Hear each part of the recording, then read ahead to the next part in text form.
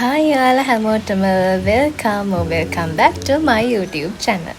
අද නම් මම ආවේ චුට්ටක් පරක්කු වෙච්ච vlog එකක් අරගෙන. අපේ faculty එකේ අවුරුදු උත්සවේ අපි කළේ කොහොමද? අපි ඒකට ready වුණේ කොහොමද කියලා ඔයාලට මේ vlog එකෙන් බලා ගන්න පුළුවන්. ඔන්න අපි එහෙනම් බලමුකෝ අපි කොහොමද ready වුණේ කියලා. මේ නම් අවුරුදු උත්සවයට සති 4කට ඒ කියන්නේ මාසයකට විතර කලින් ඉඳන් අපි රෙඩි වෙච්ච විදිහ පොල් අතු වියනවා අපේ ගැමි ගෙදරට ඕන පොල් අතු තමයි මේ වියන්නේ අපි කවදාවත් පොල් අතු වියලා නෑ. ඉතින් අපි අපේ සිකියුරිටි ඇන්ටිලාගෙන් අහගෙන කොහොමද වියන්නේ කියලා එදාම ඉගෙනගෙන තමයි මේ පොල් අතු වියන්නේ. අන්න එහෙනම් බලාගන්නකෝ අපේ කට්ටිය ලස්සනට පොල් අතු වියන හැටි. අපිට මේ ඔක්කොම කරන්න හම්බුනේ ඉතාමත් පොඩි කාලයක්. අපි ලෙක්චර්ස් ගිහිල්ලා ඇවිල්ලා හවස් වරුවේ තමයි කරන්න තියෙන දේවල් ටික කළේ. මේ අවුරුදු උත්සවය කියලා කියන්නේ ෆස්ට් ඉයර්ස්ලා විදිහට අපිට ලැබෙන පළවෙනිම ඉවෙන්ට් එක. අපි ඉතින් ලෙක්චර්ස් ගිහින් ඇවිල්ලා අවුරුදු උත්සවයේ වැඩ කරන්න යන්න කලින් පොරුවට පාඩමුත් කරනවා. නැත්නම් ඉතින් බෑනේ. මොකද අපේ පළවෙනි කැට් එක්සෑම් එකටත් තිබ්බේ ඉතාමත් චුට්ටි කාලයක්. එතකොට ඉතින් අවුරුදු උත්සවයේ එක්සෑම් එකයි දෙකම එක උඩ වැටිලා අපිට ඇත්තටම ඔක්කොම වැඩ පැටලවිලා තිබ්බේ. කොහොමනත් අපි අවුරුදු උත්සවයේ වෙනුවෙන් ලොකු කාලයක් වෙන් කළා. මොකද අපිට ඒක ලස්සනටම කරන්න ඕනිකම තිබ්බ හින්දා. අපේ කට්ටිය ඉතින් රෑ වෙනකන් වැඩ. මේ රෑ 8ට විතර මං හිතන්නේ. රෑ වෙනකන් වැඩ. ඔය පේනවන්නේ ඉතින් බිම බඩ ගාගෙන බරටම කට්ටිය වැඩ. මේ නම් අවුරුදු උත්සවේ ලංම වෙලා. අපි කටු ගෙනාවා.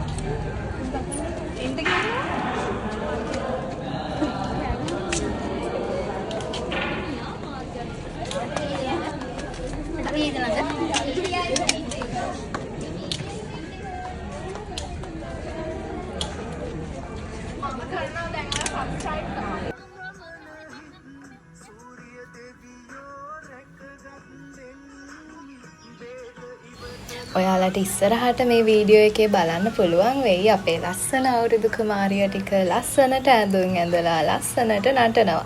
ඒකෙන් හින්දා වීඩියෝ එක අන්තිම වෙනකම්ම බලන්න.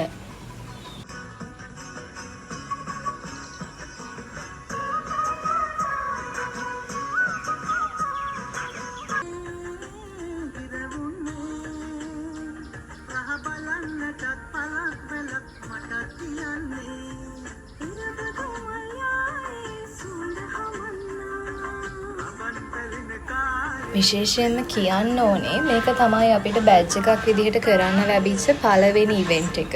ඉතින් මේ ඉවෙන්ට් එක ඇතුළතදී මම අපේ බැජ් එකේ තිබ්බ එකමුතුකම සහයෝගය කොටින්ම කිව්වොත් බැජ් ෆිට් එක කියන එක. ඔයාලා අහලා ඇති කැම්පස් එකක් ඇතුළට ආවට පස්සේ අපිට ඉතින් අම්මලා තාත්තලා නෑනේ. එතකොට අපේ බැජ් එකේ අය තමයි අපේ හැම දෙයකම ඉන්නේ. ඒගොල්ලෝ අතර තියෙන සහයෝගයේ එකමුතුවෙන් තමයි අපිට ඉවෙන්ට් එකක් සහ අපේ පෞද්ගලික ජීවිතයේ දේවල් උනත් ලස්සනටම කරගන්න පුළුවන් වෙන්නේ. මං හිතනවා අපි බැච් එකක් විදිහට එතනදී සාර්ථකයි කියලා. අපි ලස්සනට මේ ඉවෙන්ට් එක කළා කියලා.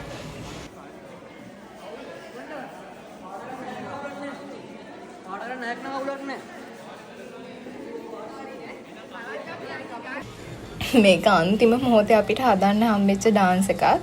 ඇත්තටම මේකට හම්බුනේ දවසක් විතර. එක රැයින් හදලා ඉවර කරපු ඩාන්ස් එකක්. ඒක පුරුදු වෙන්නත් අපිට තිබ්බේ පැය කීපයයි. කොහොම හරි ඉතින් අපි අන්තිමට ඒක ලස්සනටම ඉවර කළා.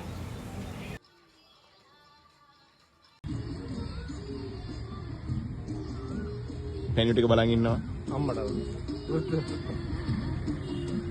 අනිත් පැණියක් බලන් ඉන්නවා. මේ මහ පැණියයි ඉන්නේ. වීඩියෝ කරන් ලොකු පැණිය. මේක වීඩියෝ කරන් පස්සේ බලන්න. මේක සවුන්ඩ් කැපුවා. මෙයාලට හුස්ම ගන්න හම්බුනේ චූටි වෙලාවක්. ඔය චූටි වෙලාවේ තමයි මෙයාලා මේ කියව ඒකත් එන්ජොයි කරන්නේ. මෙයාලා නිසා තමයි ඇත්තටම අවුරුදු උත්සවයේ මෙච්චර ලස්සනට අපිට කරගන්න පුළුවන් වුණේ. පිරිමි ළමයි ඇත්තටම ලොකු හයියක් වුණා අපේ බැච් එකට මේ අවුරුදු උත්සවයේ ලස්සනට කරගන්න. ඔය පේනවනේ වැඩ ඇස්සෙත් අපේ කට්ටිය පිස්සු නටන්න නම් අමතක කරන්නේ නැහැ. ඉතින් බැච් එක මොනවද? මම සබරගමේ රෙපා වැඩි කරලා කට්ටිය. බැච් එක මොනවද කියන්න තියෙනවද? ඔයාට එයාගේ වැඩ නම් හොඳට පුළුවන් නේද? බැට් මොනවද ඔයාලට මේ වෙලාවේ කියන්න තියෙන්නේ? දැන් මොකක් කියන්න බෑ රෙපීකින් අහලා කියන්න. ඒක නම් චම්මට ගැහුවේ. මේකත් අපේම බැච් එකේ සිංගර්ස්ලා දෙන්නෙක් කියන සින්දුවකට අපි නටන ඩාන්ස් එකක්. ඔයාලට ඉස්සරහට සින්දුවත් අහන්න පුළුවන් වෙයි. අපේ ඩාන්ස් එකත් අවුරුදු උත්සවයේ දාසේ අපි කොහොමද ප්‍රසන්ට් කළේ කියලා බලන්න පුළුවන් වෙයි. ඉස්සරහට බලන් ඉන්න.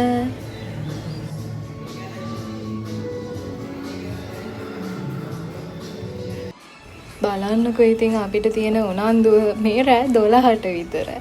අපිට අමතක වෙච්ච ස්ටේජ්ස් මතක් කරගන්නවා. මොකද ඉතින් අවුරුදු උත්සවයට දවසක් තියලානේ මේ ඩාන්ස් එක හැදුවේ. එතකොට ගොඩක් වෙලාවට අපිට අවුරුදු උත්සවයේ දවස වෙද්දි මතක තියාගන්නේ කොහොමද කියන ප්‍රශ්නයක් තිබ්බා. ඒකින්ද මහන්සි නොබලා රෑ 12ද 1ද වෙනකන් අපි කරේ නටපු එක.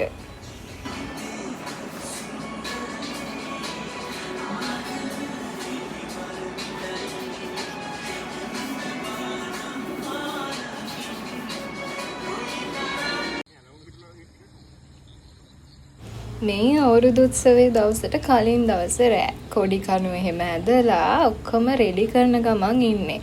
මේදා නම් අනෝරා වැස්සක් වැස්සා. ඔක්කොම ළමයි තෙමි තමයි වැඩ ටික කළේ. මේ ඔන්චිල්ලාව හැදුවෙත් අන්තිම මොහොතේ. ඒ වුණාට ඒක ලස්සනටම තිබ්බා. මේ ඔක්කොටම වැඩි දායකත්වයක් දුන්නේ පිරිමි ළමයි ටික. එයාලා තමයි වැස්සේ තෙමි ඔක්කොම දේවල් කළේ. ගෑනු ළමයින්ට ඉන්න දුන්නේ නැහැ. ඉතින් එයාලා තමයි මේ ඔක්කොම අන්තිමට ලස්සනට කළේ. විශේෂයෙන් කියන්න ඕනේ මේ ඉන්නේ අපේ රෙපා. එයා තමයි ඔක්කොම සංවිධානය කළා ලස්සනට අපිට අවුරුදු උත්සවයේ කරගන්න සපෝට් එක දුන්නේ. දැන් නම් ඉතින් අවුරුදු උත්සවයේ වැඩ වෙන ගමන් ඔය අන්තිම මොහොතේ පිරිමි ළමයි ගෑනු ළමයි කියලා නෑ දෙගොල්ලම ලොකු සපෝට් එකක් දුන්නා ඒ වැඩ කරගන්න. ඔන්න ඉතින් ෆයිනලි අපේ අවුරුදු උත්සවයේ තොරණ සහ බෑක්ඩ්‍රොප් එක හරිම ලස්සනයි. ඇත්තටම කියන්න තියෙන්නේ මාරම ලස්සනයි. ඊට පස්සේ ඔන්න ඉතින් අවුරුදු කුමාරියා ටික බලන්නකො ලස්සන නේද? ඔන්න එහෙනම් ඔයාලා බලාගෙන හිටපු අපේ ඩාන්ස් එක. එහෙනම් ඉතින් බලලා එන්ජොයි කරන්නකෝ. කොහොමද කියලා කමෙන්ට් එකකුත් දාන්න.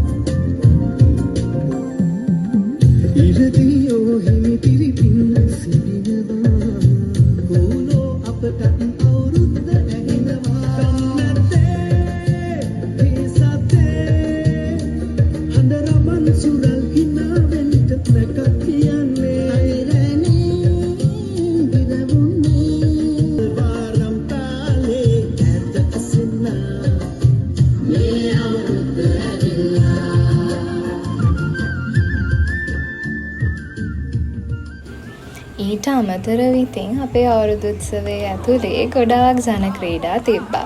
කොට්ට පොර ගැසීම, හැන්ද මත දෙහි ගෙඩිය තියාගෙන යන එක, ඊට පස්සේ සතේ හොයන එක, ඊළඟට ගෝනි රේස් නම් තිබ්බේ කපල් ගෝනි රේස් එකක්. ඒක නම් බලන්නම වටිනවා. ඊළඟට අලියට ඇස තැබීම, ඊට පස්සේ සංගීත පුඩු තරඟ, ගොඩාක් දේවල් තිබ්බා. ඔන්න පේනවනේ සතේ හොයලා වෙලා තියෙන දේ.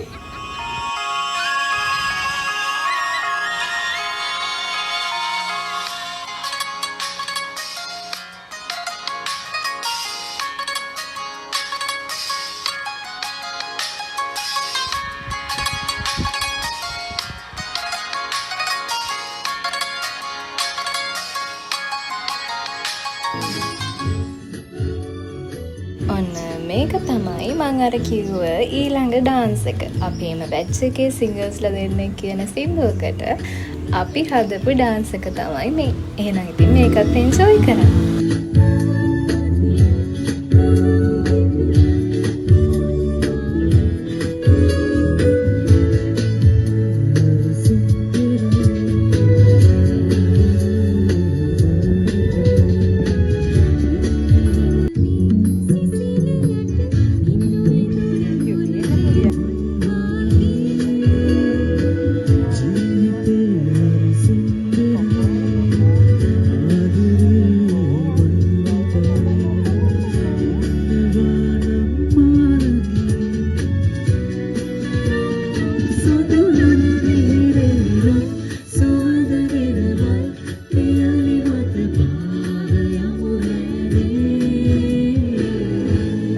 මේක තමයි මං අර කිව්ව කපල් ගෝනි රේස් එක. මේක ඉතින් ඇත්තම කපලුත් හිටියා. එවලේ ඉතින් කපල් වෙච්ච අයත් හිටියා.